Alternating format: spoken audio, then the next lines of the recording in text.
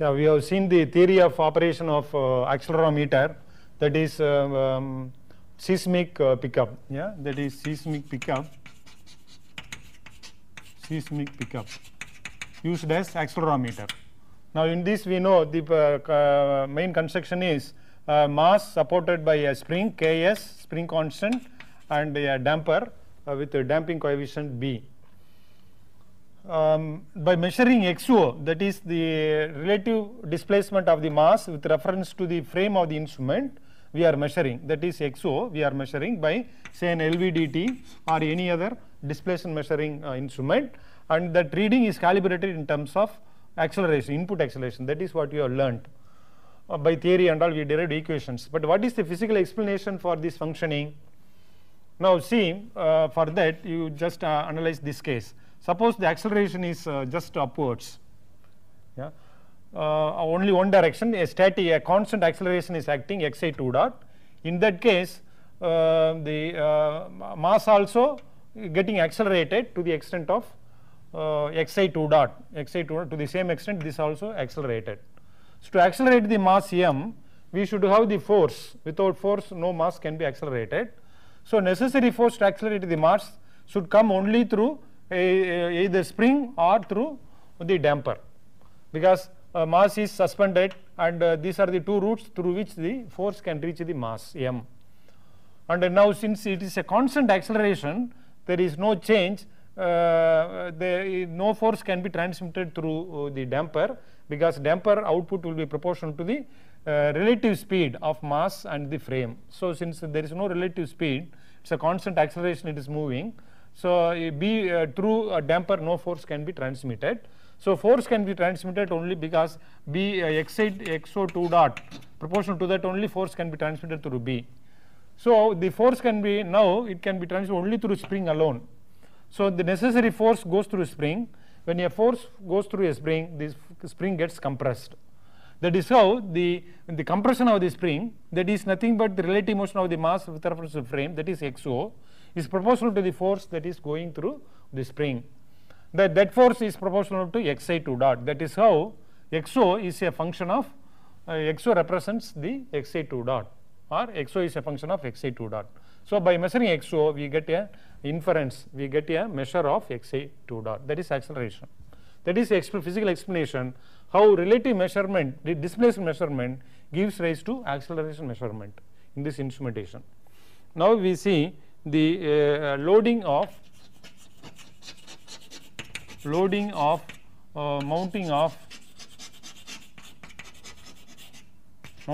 accelerometer.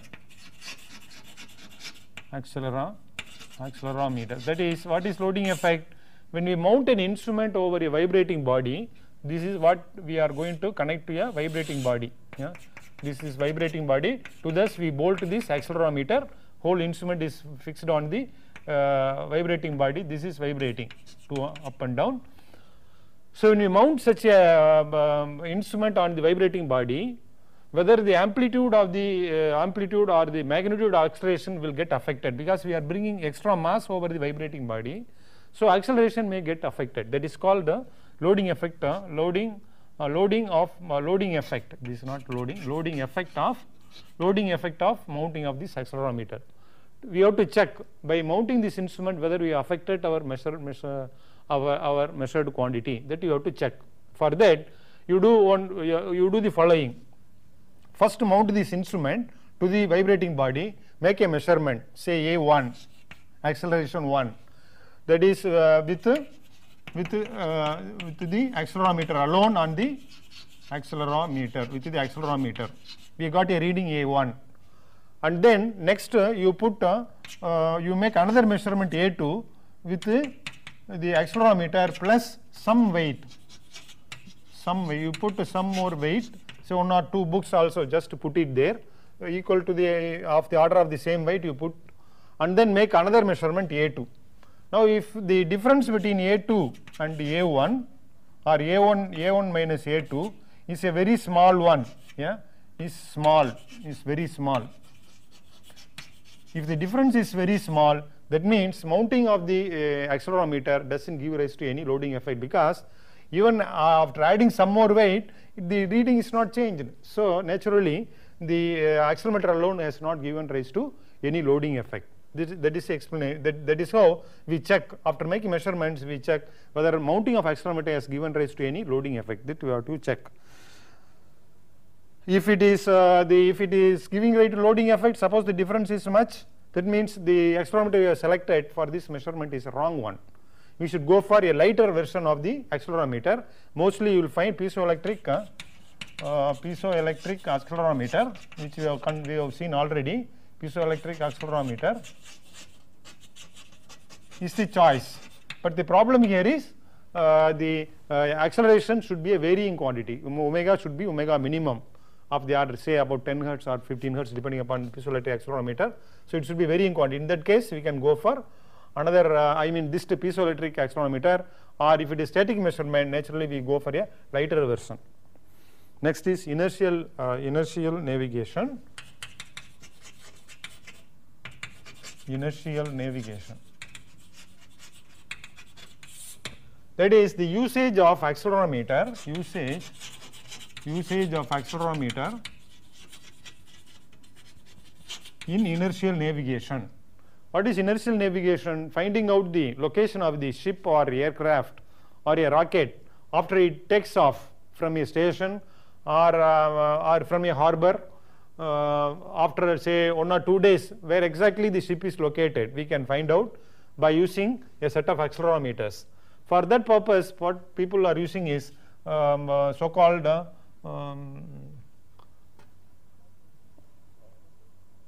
it is called platform, that is stabilized platform. Yeah, stabilized platform.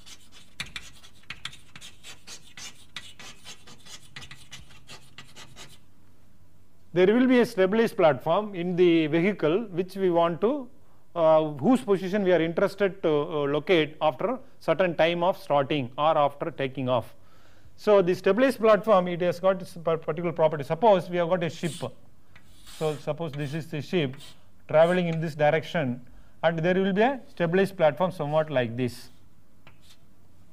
Suppose ship turns like this. After some time you find ship has turned like this and it is traveling in that direction, ship has turned. So in that situation, the stabilized platform, the orientation, it still remains same. This is the stabilized platform. So irrespective of the rotation, irrespective of the movement of the ship, the stabilized platform is always maintained in the original orientation when the ship started. That is the stabilized platform. That is, the orientation of the platform is always maintained constant irrespective of the movement of the ship. How this is achieved? Whenever the suppose the ship rotates through an angle, say theta, then stabilized platform is rotated backwards through the same angle theta, so that the alignment remains same. So that means the ship motion and rotation about its axis is sensed by so-called it is called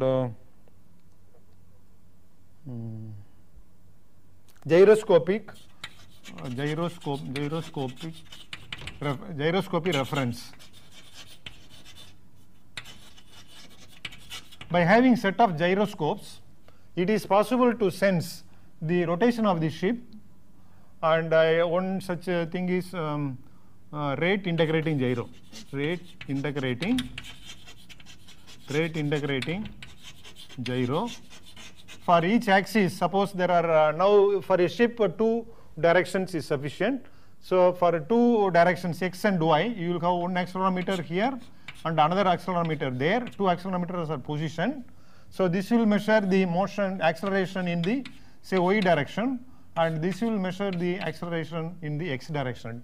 2 accelerometers are put, and by having 2 integrating gyros, we can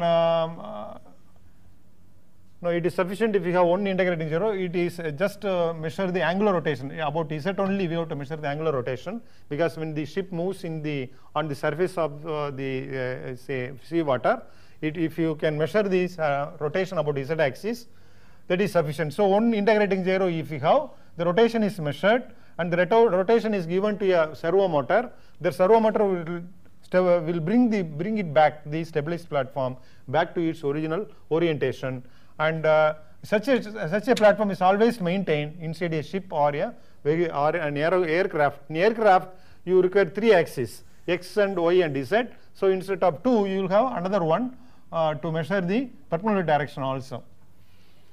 So for taking this example of the ship, now we have this stabilized platform maintained in its orientation, 2 accelerometers. So you will measure acceleration in 2 directions, and vectorial addition of these 2 acceleration will give the final or integrate the acceleration in both the directions twice integrating the acceleration will give the displacement, and vectorial addition of the twice integrated signal of this acceleration signal will give rise to actual position of the ship after it starts from the harbor.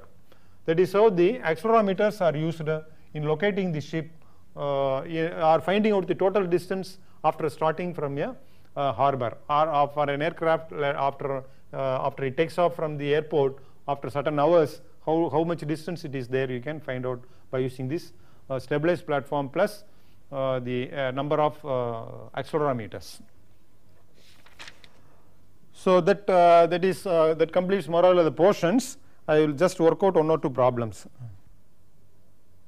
Yeah, now the first problem is seismic pickup has omega n, that natural frequency 100 radian per second, and XO, the relative measurement between the mass and the frame, is measured with an instrument having a range of plus or minus 2.5 millimeter, with an uncertainty of that instrument is 0.025 millimeter, that is 25 micron is the uncertainty. What is xi maximum? The instrument can measure, that is acceleration. What is maximum acceleration? And its uncertainty of the acceleration measurement, what it is. If omega n, that is 100 radian per second, is known exactly. If that is the case, what should be the error? We know from error of propagation, we know that first we see the equation xo by k by xi 2 dot is equal to, we know 1 over 1 plus d square omega square, but it is assuming static measurement, we can say is equal to 1. The 1 over d square omega square, that change in acceleration is not there. Under static conditions, it should be 1. That is, this equation is obtained from 1 over 1 d square omega n square plus 2 psi d by omega n plus 1, that we neglected, assuming a constant acceleration. So this is the equation, xo by k by xi 2 dot is equal to 1. Now k is equal to 1 by omega n square. So we write xi 2 dot is equal to xo by k, that is now k is 1 by omega n square, so it will come xo into omega n square. Substituting k by 1 by omega n square, this is the equation. So this is the relation between, under any static conditions of acceleration, xi 2 dot is equal to xo times omega n square. This is the relation between relative displacement measurement and xi 2 dot.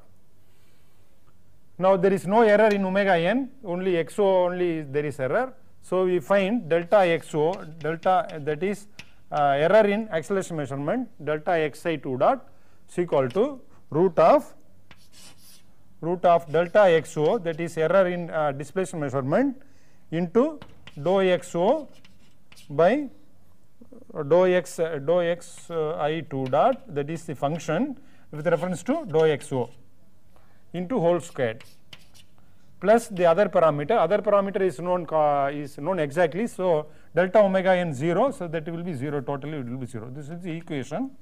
In a sense, square root of square, so we can forget this square also, and square root also we can forget. So delta xi is this much.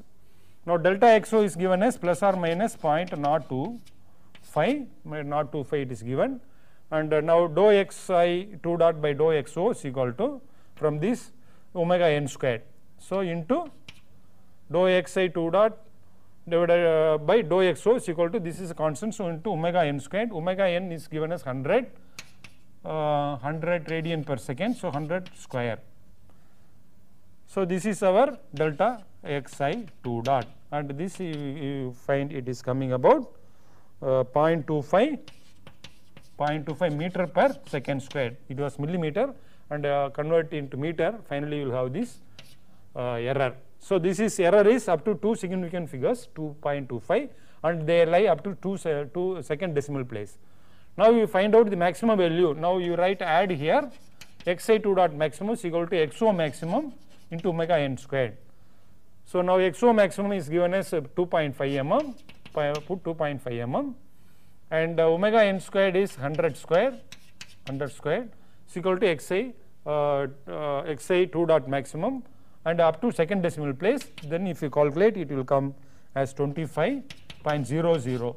So with error plus or minus 0.25 meter per second square. This is the answer for this problem.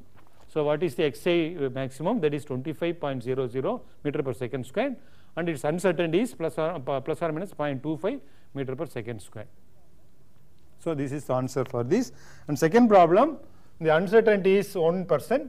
So now we have this equation xo by k divided by xi2 dot is equal to 1 over root of 1 plus beta square 1 minus beta square whole square plus 4 psi square beta square. So this is the magnitude equation, beta 1 minus beta square whole square. Okay. Now this is equal to 1% error. So the magnitude ratio will be 0.99. So now substitute psi is given as 0.7 and beta we can be found out from this equation. Except beta, all the other are known. So beta comes about beta is equal to 0.4. It's a straightforward problem. So with this we close the chapter on acceleration measurement.